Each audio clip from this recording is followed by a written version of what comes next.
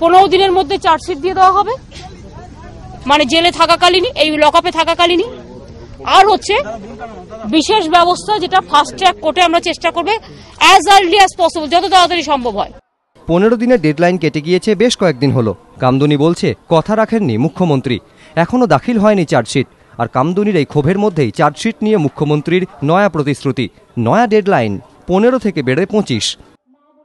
আমরা দেখিয়েছি আমাদের একটা বড় বড় অত্যাচার হয়েছিল, আমরা 27 দিনে যাবজ্জীবন করে দিয়েছি। এই 22,000 কেসও 25 দিনে করে দেবো। মৃত্যুদণ্ড চাই বা ফাঁসি দণ্ড চাই, যা ইচ্ছে, রাজনীতি করা বন্ধ করে দেবো। কিন্তু মুখ্যমন্ত্রী কামদুনিতে গিয়ে কথা দেওয়া সত্ত্বেও সিআইডি কিভাবে 15 দিনের মধ্যে চার্জশিট দাখিল করতে ব্যর্থ হলো তা নিয়ে যেমন বিভিন্ন প্রশ্ন উঠেছে, তেমনই প্রশ্ন উঠেছে পুলিশের সঙ্গে কোনো কথা না বলেই কি তাহলে 15 দিনের মধ্যে চার্জশিট দাখিলের প্রতিশ্রুতি দিয়ে দিয়েছিলেন মুখ্যমন্ত্রী?